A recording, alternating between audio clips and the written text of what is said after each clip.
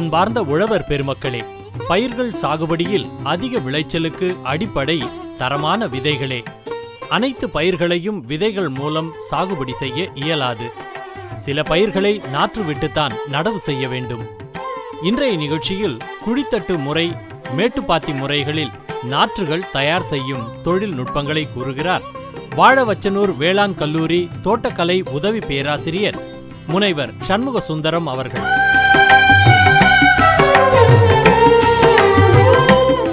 உழவர் பெருமக்களுக்கு எனது பணிவான வணக்கங்கள். நான் இந்த கல்லூரியில் உதவி பேராசிரியர் தோட்டக்கலைத்துறையில் பணிபுரிகிறேன். நாம் இப்பொழுது நமக்கு மிகவும் பயனுள்ள ஒரு தொழில்நுட்பத்தை பற்றி நாம் இப்போ தெரிஞ்சுக்க போகிறோம். ஆக்சுவலாக நம்ம ஒரு விவசாயம் செய்கிறதுக்கு முன்னாடி எப்போவுமே விதை ரொம்ப முக்கியம்னு சொல்லுவோம். அதே மாதிரி இப்போ நடக்கூடிய நாற்றும் மிக மிக முக்கியம்.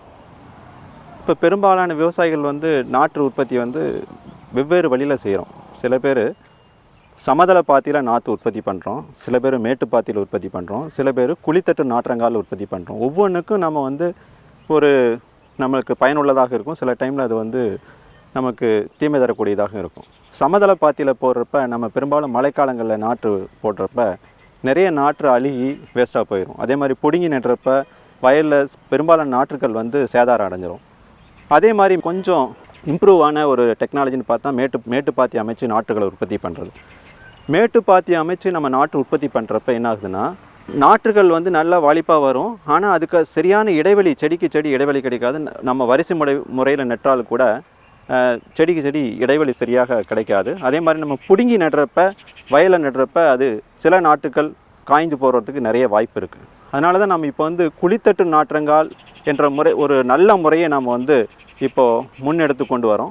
இதை எல்லா விவசாயிகளும் இந்த குழித்தட்டு நாற்றங்கால் முறையில் நாற்று உற்பத்தி செய்து காய்கறி பயிர்களை நீங்கள் விளைவிக்கிறது நல்ல முறை. இந்த முறையில் என்னென்ன உங்களுக்கு நன்மை தரும்னு பார்த்தீங்கன்னா, விதையை நம்ம அதிக விலை கொடுத்து நம்ம வாங்குகிறோம். விலை அதிகமாக கொடுத்து வாங்கக்கூடிய வீரிய ஒற்று விதைகளை நாம் ஒவ்வொரு விதையும் ஒரு ரூபாய், 2 ரூபாய், 3 ரூபாய் மதிப்புள்ள விதைகளாக உள்ளன. ஸோ ஒவ்வொரு விதையும், எல்லா விதைகளும் முளைக்கணும். அதுக்கு நம்ம குழித்தட்டு முறையில் நம்ம நாட்டு உற்பத்தி பண்ணுறப்ப எல்லா விதையும் முளைக்கும். அதே மாதிரி ஒவ்வொரு செடிக்கும் செடி இடைவெளி நல்லா இருக்கிறதுனால ஒரே சீரான வளர்ச்சியை நம்ம நாற்று பெற முடியும். அதே மாதிரி குழித்தட்டு நாற்றங்காலிலிருந்து நம்ம நாற்று எடுத்து நடுறப்போ, வயலில் நடுறப்ப எல்லா நாற்றுகளும் சேதாரம் இல்லாமல் எந்த நாற்றும் பழுதடையாமல் வரும்.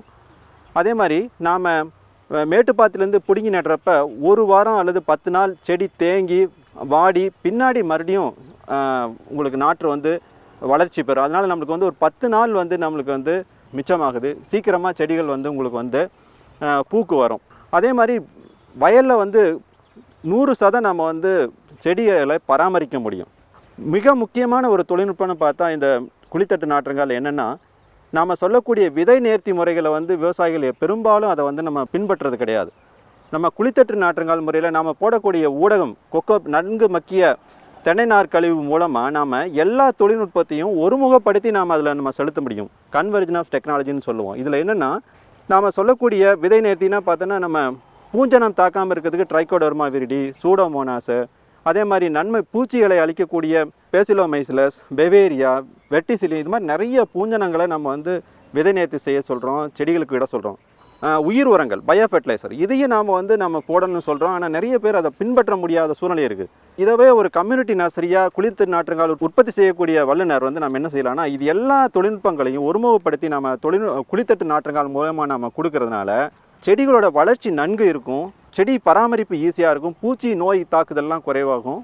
அதே மாதிரி நம்ம செலவிடக்கூடிய உரங்களோட அளவும் குறையும். இது மாதிரி பலவிதமான நன்மைகள் தரக்கூடியது இந்த குழித்தட்டு நாற்றங்கால்.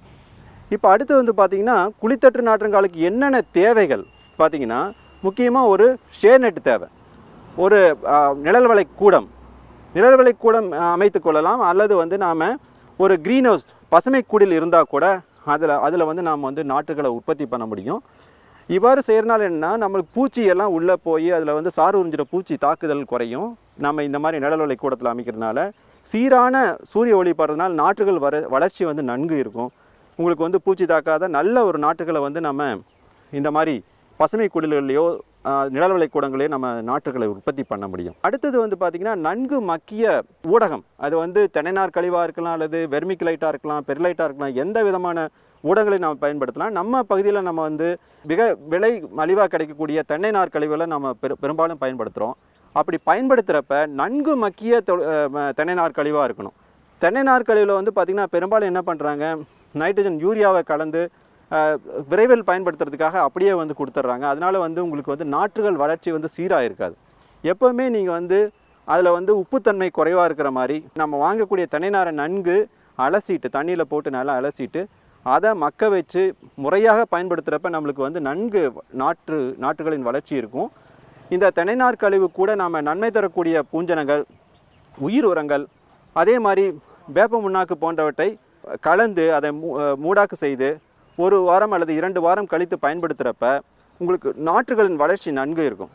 நாம் சரியான ஒரு ஊடகத்தை பயன்படுத்தாத பொழுது உங்களுக்கு வந்து நாற்றில் அழுகல், பூச்சி, சரியான வளர்ச்சியின்மை, அதே மாதிரி இலைகள் வந்து பழுத்து போகிறது, மஞ்சளாகிறது, இந்த மாதிரி உங்களுக்கு வந்து பிரச்சனை நிறைய வரும்.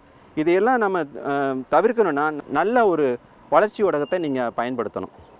அடுத்தது இப்போ வளர்ச்சி ஊடகத்தை அடுத்தது நல்ல விதை. இப்போ பொதுவாக நம்ம வந்து வீரிய ஊட்டு ரகங்களை பயன்படுத்துகிறோம். நாம் நல்ல ஒரு இடத்துல நல்ல விதைகளை வாங்கி பயன்படுத்துகிறோம். நம்மளுக்கு தேவையான ரகங்களை தேர்ந்தெடுத்து, வீரிய ஊட்டு ரகங்களை தேர்ந்தெடுத்து நீங்கள் நடுறப்ப உங்களுக்கு நல்ல ஒரு மகசூல் கிடைக்கும். அடுத்தது வந்து பார்த்திங்கன்னா அதுக்கு தேவை நம்ம உரங்கள் செலுத்தணும். அதை வந்து பஞ்சகாவியமாக இருக்கலாம். இயற்கை வழியில் செய்கிறவங்க வந்து பஞ்சகாவியத்தை வந்து 1 லிட்டருக்கு 30 ml கலந்து வாரத்தில் 2 முறை தெளித்தால் உங்களுக்கு நாற்று நன்கு வளரும். இல்லை நம்ம சாதாரண நடைமுறையில் பண்ணுறப்ப நீங்கள் வந்து முழுவதும் கரையக்கூடிய உரங்கள் 19 தலைச்சத்து, மணிச்சத்து, சாம்பல் சத்து இருக்கக்கூடிய உரங்களை நீங்கள் லிட்டருக்கு 3 கிராம்லேருந்து 5 கிராம் கலந்து நீங்கள் வாரத்தில் 2 முறை தெளிக்கலாம். அப்போ உங்களுக்கு வந்து நாற்றினோட வளர்ச்சி நன்கு இருக்கும். இவ்வாறு நம்மளுக்கு தேவையான உபகரணங்களாக இருக்கிறப்ப நீங்கள் ஈஸியாக நீங்கள் வந்து நாற்றுகளை உற்பத்தி பண்ண முடியும். நாற்றுகளை எப்படி உருவாக்குகிறது என்னன்னு பார்த்தீங்கன்னா, இப்போ வந்து அதுக்கான விதை அட்டைகள் தேவை. விதை அட்டைகள் வந்து பிளாஸ்டிக் அட்டைகள் வந்து 98, 46 குழிகளுடைய நாற்று அட்டைகள் இருக்கின்றன. இந்த அட்டைகளை நம்ம பயிருக்கு தகுந்த மாதிரி தேர்ந்தெடுத்து, பூசணி வகை தாவரங்கள்லாம் நாம் 49 குழியுள்ள விதை அட்டைகளை தேர்வு செய்யணும். அதே மாதிரி தக்காளி, கத்திரி, மிளகாய் போன்ற ரகங்களுக்கு வந்து 98 குழியுள்ள விதை அட்டைகளை தேர்வு செய்து நாம் நடணும். இப்போ வந்து நமக்கு எல்லா பொருட்களும் ரெடியாக இருக்கிறப்ப நம்ம முதலில் நாம் விதை அட்டைகளை தேவையான அளவுக்கு வந்து தென்னைநார் கழுவி, நன்கு மக்கிய தென்னைநார் கழுவியில் நிரப்ப வேண்டும். நிரப்பி விட்டு அதில் விதை போடுகிற அளவுக்கு வந்து குழிகளை ஏற்படுத்த வேண்டும். அதுக்காக நம்ம என்ன பண்ணலாம், ஒரு சாதாரண எம்டி அட்டையை எடுத்து மேலே வச்சு பதிய வைக்கலாம். அல்லது இதுக்குன்னே அச்சு இருக்குது. இப்போது குழித்தட்டு நாற்றுங்களை நம்ம உற்பத்தி பண்ணுறதுக்குனே சில பேர் அச்சு வச்சுருக்காங்க. அச்சை நீங்கள் பதிய வச்சிங்கன்னா உங்களுக்கு தேவையான குழி கிடச்சிரும். அதில் அது நிரப்புகிறப்ப நல்லா டைட்டாக இருக்கணும். ரொம்ப லூஸாக வந்து பேக் பண்ணக்கூடாது. நம்ம விதை தேவையான அளவுக்கு அதுக்காக ரொம்ப நெருக்கி ஒரு மரமாட்டம் ஆக்கிடக்கூடாது. ஓரளவுக்கு பதிய விட்டு விதையை போட்டு மீண்டும் தேவையான அளவு தென்னைநார் கழிவை மேலே பரப்பி, சீராக பரப்பி, நன்கு அழுத்தம் கொடுத்து தேவையில்லாத தென்னைநார் கழிவை எடுத்து விட்டு பிறகு நம்ம தண்ணி அதில் மேலே தெளிக்கணும். தெளிக்கிறப்ப நம்ம பூவாளி கொண்டு தண்ணி தெளிக்கலாம். முன்னமே நம்ம வந்து அதில் இருக்கக்கூடிய ஊடகத்தில் வந்து பார்த்திங்கன்னா தேவையான தண்ணி 40% தண்ணி இருக்கும். இருந்தாலும் நம்ம வந்து வெளியில் போடுறப்ப சில தண்ணி குறைந்த அளவு தண்ணி வந்து ஆவியாகி போக வாய்ப்பு உண்டு. எனவே நாம் மூடாக்கு போடுவதற்கு முன்பு சிறிதளவு தண்ணி தெளிப்பது நன்று. ஸோ இது மாதிரி 10 அட்டைகளை விதைகளை போட்ட பிறகு மேலே ஒன்றன் மீது ஒன்றாக அடுக்கி 10 அட்டைகள் வரைக்கும் நம்ம ஒன்றன் மீது அடுக்கலாம். அடுக்கி அதனை ஒரு நெகிழி உரை கொண்டு நன்கு மூடி வைக்கணும். மூடி வைக்கிறதுனால என்ன ஆகுதுன்னா, உங்களுக்கு வந்து தண்ணி வந்து ஆவியாகி போகாமல் ஒரு 5 நாளைக்கு நீங்கள் தண்ணி தெளிக்க தேவையில்லை. இந்த மாதிரி கத்திரி, மிளகாய் போன்ற செடிகளை வந்து நாம் ஒரு 5 நாள் நாம் பராமரிக்கலாம். எப்படின்னா, மேலே ஒரு பிளாஸ்டிக் உரை கொண்டு மூடுறதுனால என்ன ஆகுதுன்னா, உங்களுக்கு வந்து 5 நாள் தண்ணி விதை முளைத்து வர வரைக்கும் நம்ம மூடி வைக்கலாம். ஒரு 5ஆவது நாள் நீ பார்த்தீங்கன்னா பெரும்பாலான நாற்றுகள் விதை முளைக்க ஆரம்பித்திடும். உடனே அந்த மூடாக்கை எடுத்து விட்டு நாம் நிழல்வளை கூடத்தினுள் உள்ள மேட்டு பாத்திகளில் 2 அட்டைகளை வரிசையாக அடுக்க வேண்டும். அப்படி அடுக்கிறப்ப என்ன ஆகுது, கீழே நம்ம அடுக்கிறதுக்கு முன்னாடி கீழே ஒரு பிளாஸ்டிக் உரையை நம்ம போடணும். ஏன்னா நாற்றுகள் முளைத்து வரப்போ அந்த வேர் வந்து கீழே போய் இறங்கிரும். கீழே இறங்கிரும். அதை நம்ம எடுத்து நடுறப்ப உங்களுக்கு வந்து நாற்று வாடி போகிறதுக்கு நிறைய வாய்ப்பு உண்டு. எனவே இந்த மாதிரி நாற்றுகள் விதை முளைக்க ஆரம்பித்தவுடன் நாற்றுகளை மேட்டு பாத்திகளில் வைத்து பராமரிக்க வேண்டும். பராமரிப்பு என்னென்னா பார்த்தீங்கன்னா, நாற்று முளைத்து வரும்.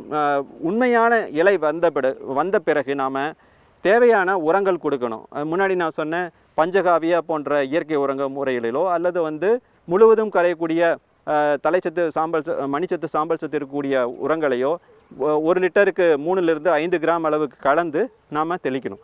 அப்படி தெளிக்கிறப்ப உங்களுக்கு நான் 1 மாதத்தில் உங்களுக்கு நாற்றுகள் நடவு வயலை நடுவதற்கேற்ற இலை எண்ணிக்கையுடன் வளர்ச்சியுடன் இருக்கும். நாம் நட முடியும். இந்த மாதிரி ஒரு 25லேருந்து 30 நாளில் நம்மளுக்கு நாற்று ரெடி ஆயிரும்.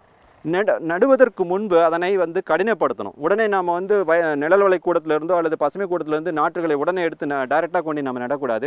அதற்கு முன் ஒரு நாள் அல்லது 2 நாள் இந்த மாதிரி ஒரு ஓப்பனான வெளியில் திறந்த வெளியில் நாம் வைத்து பராமரித்து அந்த நாற்றுகளை கடினப்படுத்தி பின்பு எடுத்து நம்ம நடவு வயலாக நடணும். அப்போ தான் உங்களுக்கு நல்லா ஒரு வளர்ச்சி இருக்கும், வாடாமல் தன்மை இருக்கும். சில பேர் நிழல் வரை கொடுத்து டைரெக்டாக கொண்டு திறந்த நம்ம வயலை நடுறப்ப என்ன ஆகுன்னா செடி வாடிடும். சில டைமில் கருகி போகிறதுக்கு கூட வாய்ப்புகள் உண்டு, அதிகமான சூரிய ஒளி இருக்கிறப்ப. பெரும்பாலும் நாற்றுகளை நடும் பொழுது மாலை நேரங்களெல்லாம் நம்ம நடவு வயலை நடுவது நல்லது. இவ்வாறு நாம் குளித்தட்டு நாற்றங்காலை நாம் உற்பத்தி பண்ணுறப்ப நாம் நாற்றை பயன்படுத்துகிறப்ப உங்களுக்கு விளைச்சல் குறைந்த அளவு 20லேருந்து 25% உங்களுக்கு நல்ல மகசூல் பெறக்கூடிய வாய்ப்பு இருக்குது. ஏன்னா இதில் எல்லா தொழில்நுட்பங்களையும் நம்ம ஒருமுகப்படுத்துகிறோம். அதனால் உங்களுக்கு நல்ல மகசூல் கிடைக்க வாய்ப்பு. இந்த வாய்ப்பினை, இந்த தொழில்நுட்பத்தினை விவசாயிகள் பயன்படுத்தி நீங்கள் எல்லோரும் உங்களுக்கு தேவையான நாற்றுகளை நீங்களே உற்பத்தி பண்ணி நீங்கள் நடவு வயலில் பயன்படுத்துமாறு கேட்டுக்கொண்டு விடைபெறுகிறேன். நன்றி, வணக்கம்.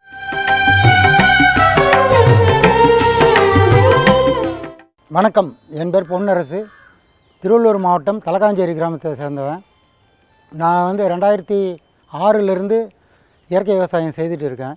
அதில் மாடுகள் வளர்த்துட்டு இருக்கேன். மாடுகளுக்கு புல்லுலாம் நான் எல்லாமே பல வகையான புல்லுங்களை வளர்த்துட்டு இருக்கோம். மாடு போடுற சாணியை நேராக தொழு உரமாக போடாமல் மண்புழு உரமாக மாற்றி அதை மண்புழு உரம் செய்துட்டு இருக்கோம். அதை விற்கிறோம், எங்கள் நிலத்துக்கும் பயன்படுத்திகிட்டு இருக்கோம். அது மாதிரி பண்ணிகிட்டு இருக்கோம். இது இல்லாமல் கால்நடைகளுக்கு தேவையான புல் எங்ககிட்டயே மொத்தமாக உற்பத்தி பண்ணிகிட்டு இருக்கோம். புல் வகையில் கோ4, கோ5, இது இல்லாமல் கோஎஃப்எஸ்29 இதெல்லாம் கால்நடைத்துறையும் எங்களுக்கு உதவி பண்ணியிருக்காங்க. கோஎஃப்எஸ்29 விதை கொடுத்துருக்காங்க, அதையும் விதைச்சிருக்கோம். இந்த புல்லை வெட்டி போடுறதுக்காக மிஷினை கால்நடைத்துறையிலேருந்து மானியத்தில் கொடுத்துருக்காங்க, அதையும் வச்சுருக்கேன். இந்த கால்நடைகள் போடுற சாணத்தை மதிப்பு கூட்டுதலாக பண்ணணும் அப்படின்றதுக்காக தோட்டக்கலைத்துறை மூலியமாக மண்புழு உரம் தொட்டி கட்டியிருக்கோம். இது மூலிமா மண்புழு உற்பத்தி செய்கிறோம். இந்த மண்புழு உரம் உற்பத்தி செய்கிறோம், அதுவும் இல்லாமல் மண்புழுவும் உற்பத்தி செய்துட்டு இருக்கோம். இது தேவையானவங்களுக்கு, விவசாயிகளுக்கு யாராவது கேட்டாங்கன்னா அதுக்கு கொடுக்குறோம். இது கூட உயிர் உரங்கள் சேர்த்து கொடுக்குறோம். அதுதான் எங்களுடைய உரத்தில் இருக்க சிறப்பு என்னென்னா, அந்த உயிர் உரங்கள் சேர்த்து கொடுக்குறோம். இந்த உயிர் உரங்களில் கரும்புக்குன்னு அஸ்டோபாக்டர் கொடுக்குறோம். பூச்செடிகளுக்கெல்லாம் என்னென்னா அந்த நுண்ணுயிர்கள் என்னென்ன தேவை இருக்கோ அதெல்லாம் கலந்து கொடுக்குறோம். அதுதான் எங்ககிட்ட இருக்கிற சிறப்பு. 1 ஏக்கர் கொய்யா சாகுபடி செய்துட்டு இருக்கேன். இது இல்லாமல் 1 ஏக்கர் மா இருக்குது. இது இல்லாமல் தென்னை ஒரு 60 தென்னை மரம் இருக்குது. தென்னை மரத்தில் இருக்கிற காய்கள்லாம் இளநீருக்கு விற்கிறது போக மிச்சம் இருக்கிற காய்களை அதை பருப்பை காய வச்சு எடுத்து தேங்காய் எண்ணெயை ஆட்டி விற்கிறோம். தேங்காய் எண்ணெயாக விற்கும்போது கூடுதலாக லாபம் கிடைக்குது. அதனுடைய புண்ணாக்கு எங்கள் மாடுகளுக்கு உபயோகப்படுத்திக்கிறதுக்கு சௌகரியமாக இருக்குது. தென்னை அது மாதிரி கொடுக்குறோம். கொய்யா எல்லாமே இயற்கை முறையில் தான் பண்ணிகிட்டு இருக்கோம். அதுக்கு என்ன விதமான கெமிக்கல்ஸுக்கு எந்த விதமான ரசாயன உரங்களும் போடுறது கிடையாது, பூச்சி மருந்தும் தெளிக்கிறது கிடையாது.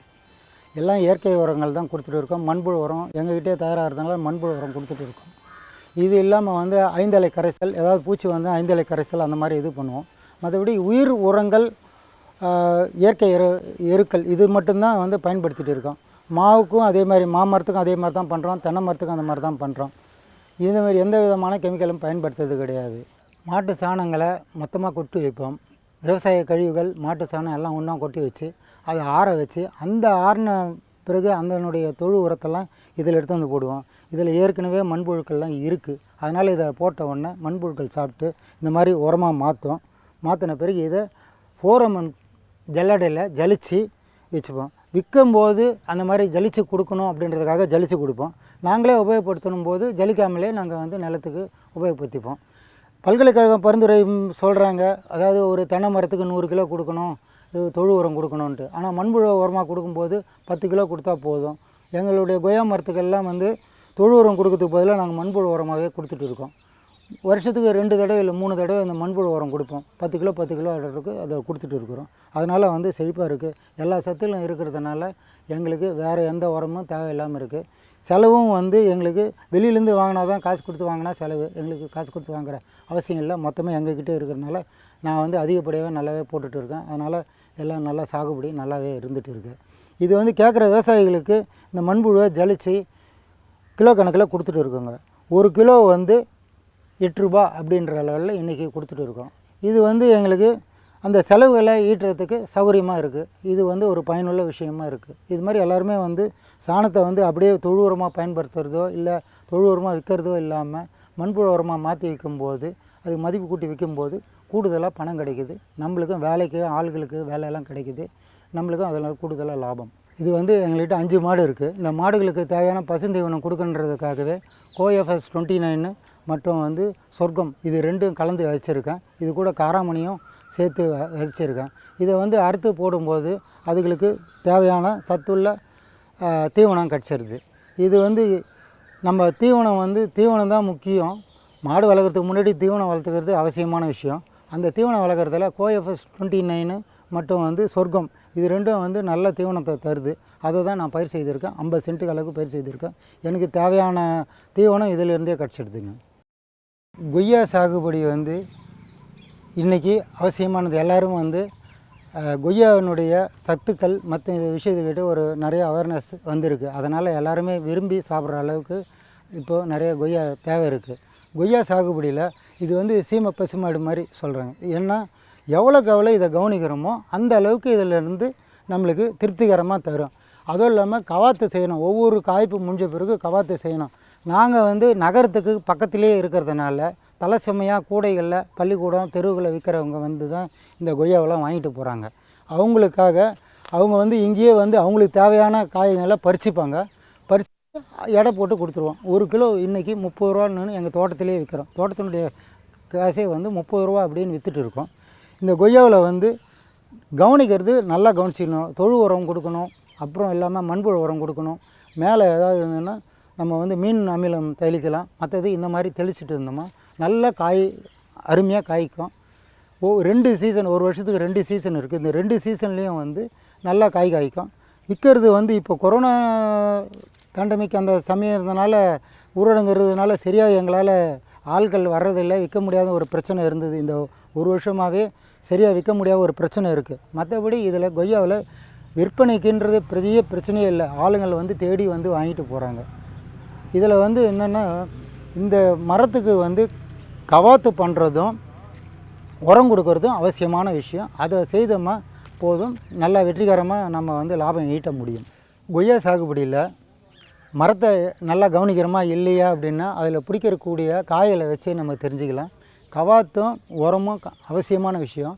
இதில் இந்த கவாத்து பண்ணணும்னா இந்த மாதிரி பூக்கள் ஒவ்வொரு சிம்பு வெடிக்கும். சிம்பு வெடித்ததில் வரும். இந்த மாதிரி ஒரு 4 காய் ஒரு சிம்புலேயும் 4 காய் பிடிச்சி இருந்ததுன்னா நம்ம மரத்தை நல்லா கவனிச்சிக்கிறோம் அப்படின்ற ஒரு தெரிஞ்சுக்கலாம். இல்லை 1 2 தான் அப்படின்னா நம்ம வந்து சரியாக கவனிக்கல, மரத்துக்கு தேவையான சத்துக்கள் நம்ம கொடுக்கல அப்படின்றத மாதிரி நம்ம தெரிஞ்சுக்கிட்டு அதுக்கு தேவையான சத்துக்களை கொடுக்கணும். இதில் வந்து எங்களுக்கு இயற்கையில் பண்ணுறதுனால நோய்கள் மற்ற பிரச்சனைகள்லாம் எதுவும் இல்லை. சத்து பற்றாக்குறையாக வராமல் இருக்கிற அளவுக்கு நாங்கள் தேவையான அளவுக்கு மண்புழு உரம் கொடுத்துட்டு இருக்கோம். அதனால் எனக்கு எந்த விதமான பிரச்சனைகளும் இல்லை. கொய்யாவில் எங்களுக்கு 2 பெரிய பிரச்சனை என்னென்னா பழ ஈயும் மாவு பூச்சியும் தான். மாவு பூச்சியை ஒழிக்கிறதுக்காக வெட்ரிசிலியம் லெக்கானியம்ன்ற உயிர் வருதை மேலே தெளிப்போம். இந்த மாவு பூச்சிக்கு அது மட்டும் செய்வோம். அது இல்லாமல் மைதா மாவில் கரைசல் பண்ணி அது மேலே தெளித்து மாவு பூச்சியை இல்லாமல் பார்த்துப்போம். ஏன்னா மாவு பூச்சி தான் கொய்யாவில் பெரிய பிரச்சனை. அடுத்தது என்னென்னா பழையி. இந்த பழையை கட்டுப்படுத்துறதுக்கு எளிமையான வழி கருவாட்டு பொறி. இந்த கருவாட்டு பொறி 10 ரூபாய் இதில் 4 பொறிகளை செய்திடலாம். இது வந்து எளிமையான இது, நம்மளே செய்யக்கூடிய விஷயங்கள். இதனால் பழைய கவரப்பட்டு இதிலே வந்து அழிச்சிடுது. அதனால் ஒரு வாரத்துக்கு ஒரு தடவை இந்த கருவாடை மட்டும் மாற்றி தண்ணியை ஊற்றி மாற்றிட்டோமா போதும், ஈஸியாக எளிமையாக ஈக்களை கட்டுப்படுத்துறதுக்கு முடியும். இதில் வந்து இந்த வாசனைக்காக, அந்த கருவாட்டினுடைய வாசனைக்காக ஈக்கெல்லாம் வந்து இந்த வழியாக உள்ளே போயிடும். உள்ளே போயிட்டால் வெளியே வராது. அது உள்ளவே என்ன பண்ணோம், பறந்து இறந்து போயிடும். இது மேலே இது இல்லாமல் இங்கே கிரீஸ் தடவி இருக்கும். அந்த கிரீஸில் அந்த ரெக்கைங்களில் பட்டு அது மேல் கொண்டு பறக்க முடியாது, இதுலேயே அழிஞ்சு போயிடும். இதை ஒவ்வொரு தடவையும் ஒரு 10 நாளைக்கு ஒரு தடவை இதை மாற்றிக்க வேண்டியது தான். இது மற்ற விவசாயிங்க கண்டுபிடிச்ச தொழில்நுட்பம், நான் இதை கடைப்பிடிக்கிறேன்.